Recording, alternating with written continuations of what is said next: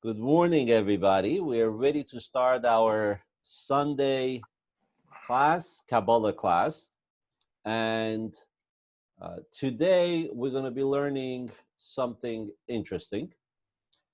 And that is that during these days on the Jewish calendar, where we are in the 3 weeks, as they're called, and soon, in a few days, we're going to start the first day of the month of Av, where from starts 9 days where we are in a state of mourning, because on the 9th day of Av, the temple got destroyed.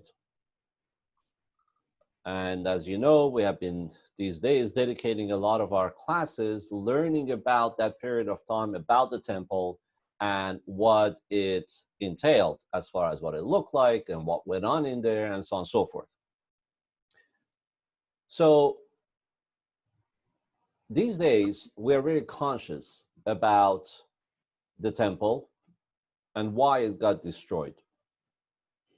So the temple got destroyed, as it's mentioned, due to sinat chinam, to just baseless hatred between people. Unfortunately, the Jewish people amongst themselves didn't have unity, and because of this lack of unity and the discord that was prevalent during that time, therefore, their level of spirituality had dropped, and therefore, the spiritual protection that would normally be over the Jewish people, over the Holy Land, over the temple, was not fully in effect.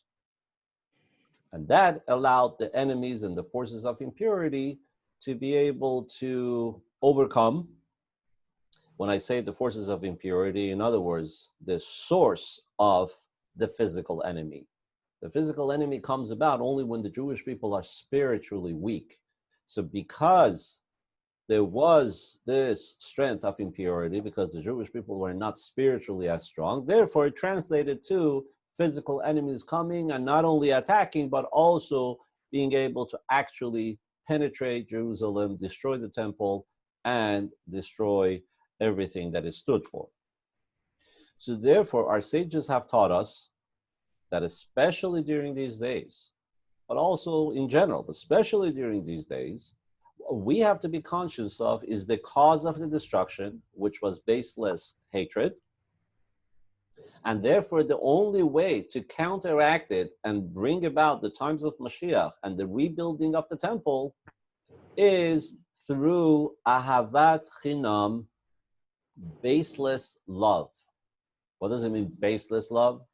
Not that there's no basis for love, but the opposite of baseless hatred. In other words, you will love the other no matter what and just because. Just like the types of the temple, they hated each other for no reason, and it brought discord and the opposite of unity. So therefore, we have to not practice the opposite. Love your fellow in a way that it has nothing to do with any rhyme or reason. In other words, even someone that you haven't met yet, and you meet them for the first time, love them. Even though you really don't know that person, and therefore, why would you love that person? And furthermore, there is another level of love of your fellow, which is when you actually even have a reason not to like the other person, because that person may have done something, and may have done something not in general that you're aware of, but even may have done something to you. And nonetheless, you should be able to love that person.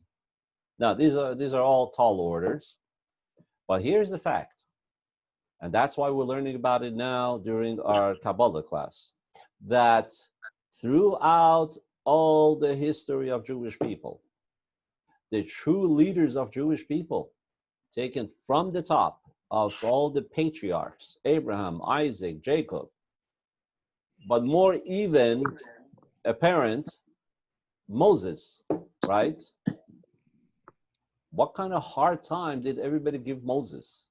They really gave him aggravation during those 40 years. And nonetheless, all he had was love for the Jewish people, for every single one of them, especially and even the sinners, as we see throughout all the stories that we read in the Torah. And ever since then, every leader, every prophet, and every Hasidic master, every Kabbalist, and every mystic is on that level and is bestowed upon the knowledge, the deep knowledge of God, and even capability of being above nature. Why? Because of their very solid foundation in loving your fellow like yourself. Because that is explained in Kabbalah and mysticism that loving your fellow Jew is loving God. It's the same. And one cannot happen without the other. So the question is, first of all, what does all of that mean? And what exactly is the level of loving your fellow? And how could you love a fellow like yourself? Myself, I know for a long time. And I'm a very nice guy. So it makes sense that I love myself. But to love somebody else whom I don't know, and or even has done something wrong, that's a tall order. So the question is, how exactly do these mystics, Hasidic leaders, prophets, kings, leaders of the Jewish people, how did they reach that level? How could they, in fact, love their fellow like themselves and be able to overlook any shortcomings in the other person? So that is the topic of the class today. And in order to be able to properly understand it, because again, this is something that will refine our outlook on others. It will refine the status of our souls internally, and it will refine the level of sensitivity that we will gain towards spiritual matters. In other words, proper love of your fellow will actually allow and help open your eyes and your mind to better understand spirituality. So how do we do this? We're going to learn a chapter that is dedicated to this topic as taught by the Alter Rebbe, who was, of course, a mystic par excellence himself. And this he wrote in the book of Tanya. And in this particular chapter, he brings from all the various sources, including the Zohar, to explain how a person can achieve loving your fellow like yourself, to love your fellow Jew. So I am going to, again, post the document onto the chat section so that everyone can have it. And, okay. I have just posted a copy of chapter 32 of Tanya onto the chat group. So let's learn and understand Kabbalistically how a love for your fellow Jew can be accomplished, because this, in fact, is what we need to grow spiritually, and this is what will reverse the destruction of the temple and will rebuild the temple. So chapter 32, Vehine al yedei kiyum hadvarim hanal. Through the fulfilling of everything that was mentioned above. What was mentioned above in the previous chapters, before chapter 32 in the Tanya, the Alter Rebbe is talking about how a person should put his mind and meditate into the fact that he has caused his soul to be in a very low level, in a bad spiritual state, in a way that it would cause an awakening for this person. And this has been an on-ramp of a topic now to chapter 32, the idea of a person being able to think about his own state of being, his spiritual and his physical. And the contrast of these two can help a person on his path. So through everything that has been taught before, when a person is able to concentrate and meditate about his bodily needs and about his body, about his physicality, and when a person is able to concentrate on that, to realize that, okay, you know, my physicality and my physical needs are not necessarily supposed to be the focus of my life. If a person would concentrate rather than on his physical existence, on his spiritual existence. In other words, here the Alter Rebbe is about to introduce us to a key method in achieving true love for somebody else. And that is, by way of introduction, as long as a person is into his physicality and into his physical needs, then it's very hard to have true love for somebody else. Why? Because when you're talking about physical needs and physical existence, what the other person has basically is something that you don't have. If there is something physical to be had, and whether it's some delicious food or it's some expensive item or it's a car. Imagine they're making a raffle and they putting up a Tesla for a raffle. So now, what's the story? Well, you won the car.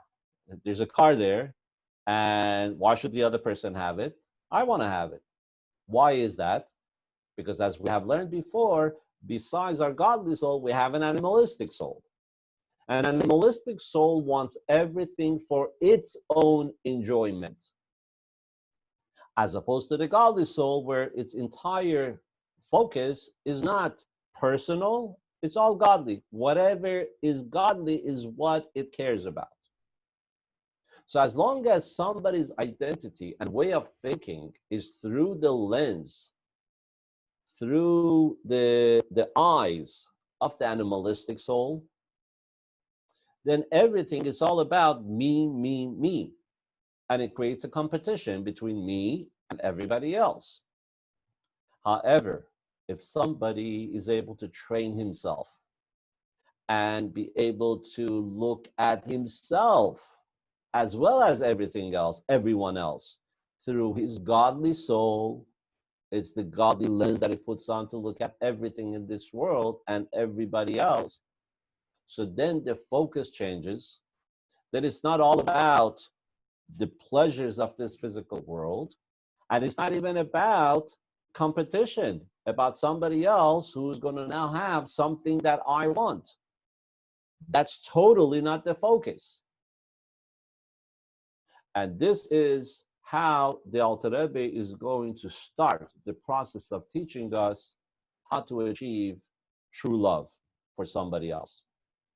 Second line, this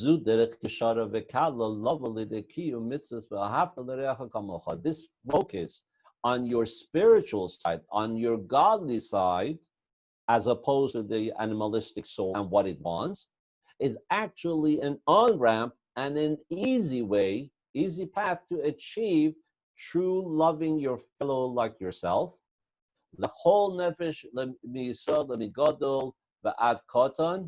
And this love could be achieved towards every single member of the Jewish nation, from the big ones till the small ones. Doesn't matter, whoever they are, whatever the level, their stature is, whatever their age is, this path that he's about to show us is going to allow you to achieve that love towards them. And this, by the time we finish this chapter, it will be such a, you're going to perceive it as a, wow, what a beautiful, obvious way to achieve it. However, before that, to many people, loving your fellow like yourself seems to be just lip service. It's like, okay, I'm not sure I'm supposed to love the other person. What do you mean, love the other person like yourself? Myself, I have spent 50 years, 60 years, 70 years, whatever it is, to learn all about myself, and therefore I love myself. So how am I supposed to in 1 second suddenly love somebody else like myself? Sounds absurd. So many people come to the conclusion that, okay, it's just you have to pretend it's lip service, and you just talk in that manner to be nice to other people. But Hasidus and mysticism tell you that no, it's not so. It actually can be accomplished. And this is how it's going to happen. The third line in Hebrew, because since a person has now worked on himself and trained himself. Now, this is based on all the previous chapters that the Alter Rebbe has taught us, which is how to look at his body versus his spiritual side, to the extent that even though a person needs the physical body and has to have a physical life, but nonetheless, it will hold it in a special view. In other words, yes, I need my body. Yes, I need to take care of it. Yes, I need to properly feed it. But nonetheless, my bodily needs, I have to know, and my bodily wants are holding me back from climbing the ladder of spirituality. Look at me. How old am I? After all these years, I still haven't achieved the spiritual height that I'm supposed to achieve, that now I understand because I have studied Tanya and I have studied Kabbalah and mysticism. So I know there is such a depth into spirituality that I could achieve, and I haven't reached it yet. And after all these years, I'm still fighting with myself for that piece of pumpkin pie or the hot dog or the ice cream, or the fact that, I want to go and do X, Y, Z. I still have all these yearnings and all these wants of physicality in the physical world. Which, by the way, the answer is yes, we are physical human beings. So don't be deterred by the fact that we always will be battling those types of yearnings. The only question is, what is the focus and what is your perspective of how you're looking at yourself? When you look at yourself internally, what do you see? Do you see a person that is going through physical life? So now, therefore, all my goal and focus has to be how to achieve everything in physical life, and that's how I will feel complete, fulfilled, achieved, successful? Or do I look at myself and my essence of who I am, the godly soul? On this side, I happen to be in a physical body and a physical person. And yes, the Torah tells me to live, and I have to fulfill things that Torah tells me to do. So therefore, I'll make sure I have a healthy body. I will have a proper house and a roof over my head and a job and be able to take care of family and so on and so forth. But who am I? What is my identity? It's the godly soul and my spiritual side of what I need to accomplish. So after a person has gone through such transformation of being able to, and this doesn't happen overnight, but rather through studying and meditating over time, and a person comes to now not regard his body and his bodily needs and his wants and his yearnings as the main components of his identity, but rather his spirituality is, and his soul and spirit, which we can't even describe. Who could even properly describe the loftiness of our soul and our spirit in their very source, and the source, the roots of our soul, which is in the living God himself. And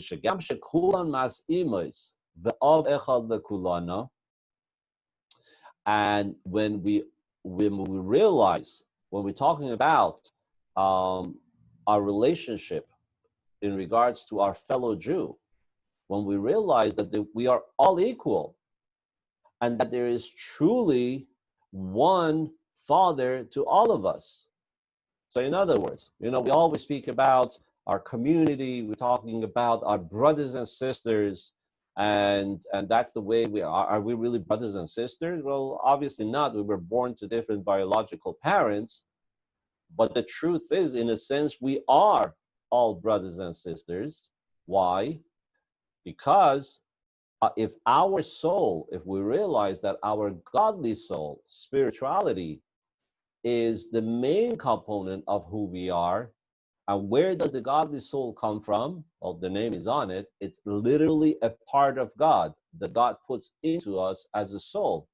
So it comes out that we're literally brothers and sisters by virtue of the source of our soul. And therefore, the entire Jewish people are called Achim Mamish, literally people, brothers. Why? Because of the source of our soul, of our souls, which is in the one God. There's only one God, which cannot even be divided. So it's not as though he took away a part of himself, separated it, and put it as a soul in each one of us. God is undividable. He's the epitome of oneness. So therefore, if we have a part of God as our soul, that means we're still attached to that entity, just like a child is attached to the father. So all of us are literally brothers and sisters. The only thing is that in our case, being that we became physical human beings, as far as our bodies are concerned, we have been separated. But we're really just one entity. We're on page 2, and therefore,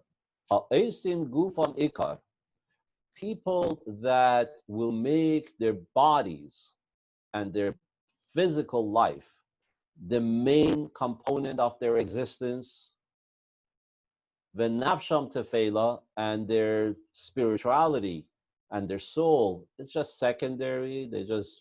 They believe they have a soul. Okay, so I have a soul, just gives me life, but my real life is the physicality. So for those people, it's impossible for people that have that mindset to have truly love and brotherhood between them. The only true love and brotherhood that they could experience and have between them is if it's something that hinges on an ulterior motive for some reason. In other words, if one person ends up having we use the example of a car. So let's say your neighbor ended up buying a brand new Tesla, okay? And you love Tesla. So now you guys start the conversation, and okay, he offers a ride. Okay, now you could get a ride, and voila, you are friends. Why are you friends? Well, because he's got a Tesla, and you love Tesla, and you want to have a ride. So therefore, this is giving you a cause to be a friend, to love the other person. And you could use that in that scenario. You could use food, you could use other items, or whatever it could be. You could even use spiritual or more philosophical ideas. Let's say this other person philosophically, whether it's political or scientific or whatever it is has the same interest as you. So now you have a reason to gravitate to that person because you get something personal out of it. You have pleasure out of whatever it is that you get when you interact with this person. That is called a love that hinges on something. That is not pure love. So people who their focus is their physical life and their physical needs and yearnings and so on and so forth, it's impossible for them to have true love for somebody else between each other unless it's hinging on something. And therefore, when that item goes away, then poof, goes the friendship. Used to have a nice car. I used to go for a ride with him, but he doesn't have it. So you know what? We haven't been in touch anymore really that often. Why? Because the cause went away. If you're in love with a particular restaurant, kosher restaurant. Why? You love that restaurant because they make the best steak in town. Unbelievable. And you have become friendly with the chef. You're there twice a week to have this beautiful looking steak that also tastes delicious. Now, what happens when the menu changes and the steak is no longer on the menu? Oh, guess what? You're not going to be paying a visit to this restaurant anymore. What happened? You love this restaurant. If you love it, you should be able to go every day and pay it a visit and take some flowers for the chef. But no, what do you mean? It's not, they don't make the mistakes I like anymore.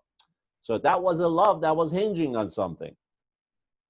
But people whose entire focus is their godly soul, the nefesh elokis, and they realize that the godly soul is literally part of God, and therefore, I have that part of God, and so do you, and so does every single Jew. So what do they see? They see themselves as a part of God, and they see every Jew as a part of God, and therefore, we're brothers. Not because you have a Tesla, not because you make good steaks, not because I like the way you talk. No, it could be even it's the first time I'm looking at you. But I have a natural love for you because I realize you're my brother.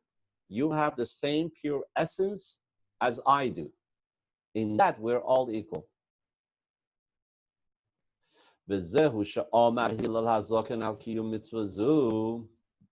And this mindset that we just explained, where you make the spirituality the main focus and the true meaning of your existence, as opposed to your corporal life, as opposed to your physicality, this mindset is what Hillel the Elder, which was a great sage going back 2,000 years ago, used to say about the mitzvah of loving somebody.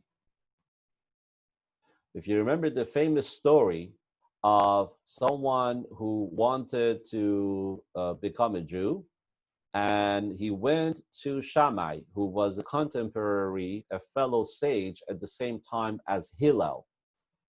But Shammai was a little bit more strict in his attitude and his mindset. So this fellow went to him and said, okay, I want to become Jewish, but on the condition that you could teach me the Torah on one foot. So Shammai lost his cool. He said, are you being disrespectful? What kind of chutzpah is this? That you want me to teach everything to you on one foot? You're making fun? Get out of here. I don't have time for clowns like you. Then this fellow went to the other sage of that era, which was Hillel. They actually lived not too far away from each other, and told him the same thing, that, hey, could you teach me the entire Torah, the principles of Torah, while I'm standing on one foot? And Hillel told him, sure, not a problem. Stand on one foot and I'll teach it to you. And what did he tell him? He told him to love your fellow like yourself. And what you don't want done to yourself, don't do to somebody else. This is the entire Torah. Everything else is a commentary on this mitzvah. That's what Hillel taught that person, who was kind of testing the water, or testing the sages, I should say. And why did Hillel give such an explanation? Not, he wasn't trying to be cute and create a good slogan so that in the future the rabbis on the high holidays have what to give a sermon about to make everybody happy in the shul, that, oh, we just need to love each other. No, because the true definition of knowing God and getting to be one with God is through the mitzvah of loving your fellow like yourself, because the outlook that you have to have on yourself and on your fellow to make their godly soul and your own godly soul your main essence, your main identity, is truly the essence of the entire Torah. Based on that is all the commandments of the Torah. Ki yesod v'shoresh kol haTorah hu lahagbiya u'lahalis hanefesh laguf, because the entire foundation and source and the root of Torah and its commandments is to lift up, to raise the life force of the person, the soul of the person, to raise it up higher than the body. Maila adikara v'sharsha the whole almin, to raise the soul higher and higher while we are down in this world, until we could raise it to its very source in the highest spiritual realms that exists.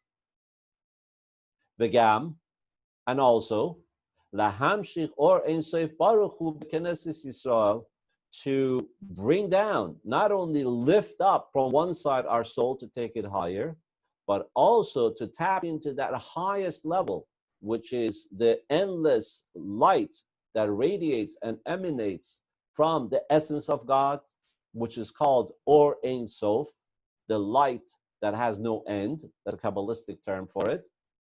So to be able to draw that down and bring it to the level of Knesset Yisrael, a level that literally translated means the gathering, the community of Israel, which is referring to the lowest level of the world of Atzilus, which is the source of all the souls that come down to this world, the level of Malchus, of kingdom.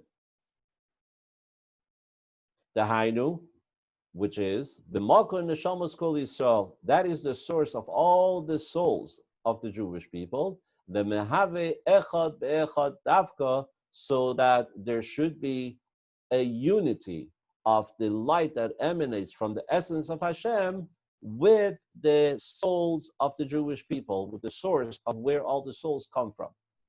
So that's our entire purpose of being created in this world.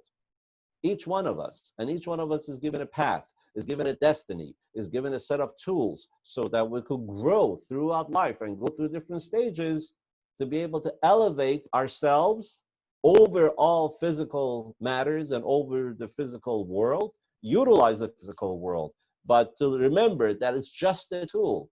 The main thing of who we are is our godly soul, not our animalistic soul and the physical life that we have. So that is the entire purpose, and that's the foundation of all the commandments that we've been given. Each commandment actually enables us to be able to rise higher spiritually. And God forbid, not in a, obviously this is not the scenario when there is a separation and discord and arguments between the souls. Because godliness doesn't rest in any place that is fragmented and is not perfect. Which, by the way, on a completely side note, one of the most famous songs that I think everybody knows, and we always sing at different occasions, surely on the high holidays, you hear it a lot, is Ose Shalom Mimromav Hu Yas Shalom Aleinu, right? The one that makes peace in the heavens above, he should make peace down here, the Al Kol Yisrael, and for the entire Jewish people. Why do we say that? Well, obviously we want peace and tranquility, and obviously we want unity. It's always nice when people are together. But why is that such a famous line where each prayer, each time we say the silent Amidah, we finish with that sentence, Oseh Shalom B'Romav Hu Yaseh Shalom Aleinu? Because we are acknowledging, after going through the silent Amidah, which is the holiest part of the prayer on a daily basis, and we raise ourselves up, we know we're in front of God, we are in his personal chamber, in his palace, and we're putting our requests out. We know that all of that boils down to one thing, and that is that we down here need to be united as one so that we could experience the spirituality, we could experience the blessings that we're asking from God, so that we could be successful in our goal in life. So you see how the unity amongst Jewish people is key in everything that the Torah is about. Imagine, after all the blessings that we say, all the 19 blessings in the silent Amidah, or during the high holidays, the silent Amidah, which has less blessings in there, but nonetheless, it's the silent Amidah. The grand finale of our prayer is, please give us unity. Why? Because we realize that's the key. With that unity is how I will achieve my perfection, because I have to look at myself through the lens of my godly soul, and I have to look at somebody else through the lens of godly soul. And if I accomplish that, then we have peace, and then is when we have Oseh Shalom B'Romav. Then we could accomplish unity in all the realms above. Supernatural. We rise above nature, which, by the way, has been the key of survival for the Jewish people throughout the ages. Why have we been able to survive? Why have we been able to exist supernaturally? Because what we see in ourselves and what we see in our fellow Jew is supernatural. We don't just see the body. We don't just see the animalistic soul. We don't just see the physicality. It's not just a common denominator. Oh, as a nation, yeah, we stick together, therefore we can survive. We see one's spiritual existence, the godly soul that is within me, and then I see the godly soul that is within you, within everybody else, and that becomes the focus. That's all I see. So when we see another fellow member of the tribe, you see a Jew coming forward, and let's say in a Chabad house setting or outside in the street or whatever it may be, right away, you don't even know the name. It's the first time you see this person. But you realize that this person is coming because whatever, wants direction, wants to know where the Chabad house is, wants to know what time is Shabbat. Right away, you will have a flame, a fiery flame in your heart because you have met your brother or your sister. That's part of you that is in another body standing in front of you. It's yourself, an extension of you.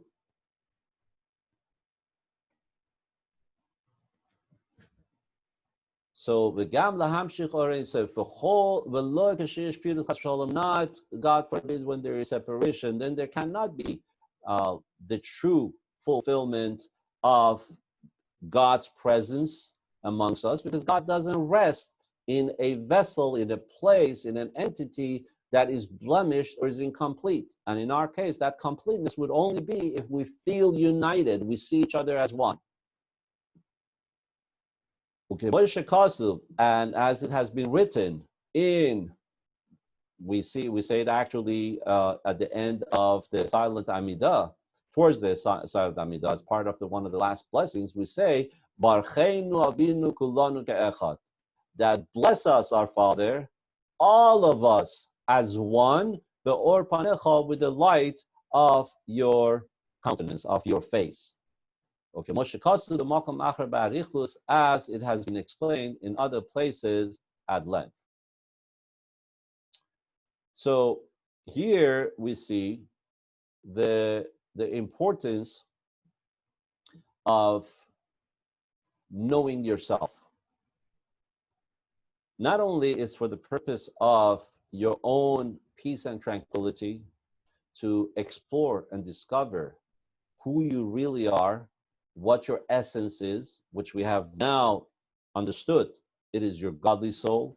Not only that helps you figure things out in life, but it also helps you. It's like putting on the right glasses, that once you put it on, you go, aha, right? Because as long as you have your regular glasses, that's, you can't, it's the vision you're used to. But when you take this off here, let's say in this case, and then finally I put on the right glasses and I go, I could finally see, I could read now. You're looking at it through a whole different lens. Your entire perspective becomes different in life, not only for yourself, but also for anyone else that you come across. So this is one of the first components of what the Alter Rebbe is teaching us about the mitzvah of loving your fellow like yourself, which is to make your physical body and your physical needs and the physical aspects of life secondary, not to say they don't exist. We can't fool ourselves. They do exist. We are godly entities that have been put in a physical body. But the question is, which one is the main? Which one is the secondary? We have to focus on understanding and training ourselves at all times, not just when we're learning, not just when we are praying, but it has to become a modus operandi, a way of understanding the world and thinking as you're going shopping, as you're driving, as you're biking and walking along the beach. Remember who you are. You are a soul. First and foremost, you are a godly soul. You've been put into a physical body, and you have a mission. And that mission is shaping your life. And you want to accomplish your mission. But when you become solidly in touch and one with your true entity, which is your godly soul, it suddenly opens up your eyes to see things very differently in your own life, in the challenges that sometimes come up. It even helps you be able to deal with those challenges differently. And in our case, and based for our topic, most importantly, it will allow you to look at somebody else with a completely different set of eyes. What you will see is not a physical body, a person. You will see another soul, just like yourself, literally your brother or your sister, coming from the same source, from pure godliness, which happens to be in another body, experiencing a different path in life. And for whatever reason, God has decided your paths have to cross. So now you're seeing that person. So this is one of the ways that the Alter Rebbe is teaching us how you could right away and automatically have a natural love towards somebody else. And God willing, as we continue, there is a second part to this chapter where the Alter Rebbe will also cover another aspect, another approach of loving somebody else like yourself. Any questions? Okay. Yes, Larry, you're getting ready to ask a question, or your microphone is off? Oh, no, I just wanted to get back on the camera. Oh, okay. All right. Wonderful. Okay. So any questions on the topic so far? No. All right. So God willing, by the time we finish this chapter, you will be able to achieve what the mystics, Hasidic leaders, and the prophets achieved, which is pure, unconditional love for your fellow. And that is the goal of every single Jewish person. That's what's going to guarantee our unity, our existence until and including the coming of Mashiach Tzidkenu, and with the mitzvah of Avas Yisrael, loving your fellow like yourself, we're going to completely reverse the course and counteract the cause of the destruction of the temples, which were sinat chinam, baseless hatred, that has to be completely pushed to the side. And once we take away the cause, it's like any good medicine, right? You go to a doctor. A good doctor could have different approaches, two different approaches. It could give you medicine to deal with the symptoms of an illness, okay? So, okay, it makes it easier to suffer through the illness. But then there is a better doctor or more knowledgeable doctor that is able to zero in on the root of the problem. And by eliminating the root of the sickness and the problem, then automatically all the symptoms fall off. So the same thing. The root of the destruction of the Beis Hamikdash was the baseless hatred. And by eliminating that, training ourselves and learning and looking at everything differently, then automatically we're going to be reversing course and get rid of all the symptoms, which is the destruction of the temple. So automatically God is going to have to build the temple. And together with that, of course, is Mashiach, the times of Mashiach, and the spiritual level that Mashiach will bring along for the entire world, not just for the Jewish people. Shavua Tov, everybody, a good Tavach, and God willing, we'll learn again. Take care. Thank you. Bye-bye.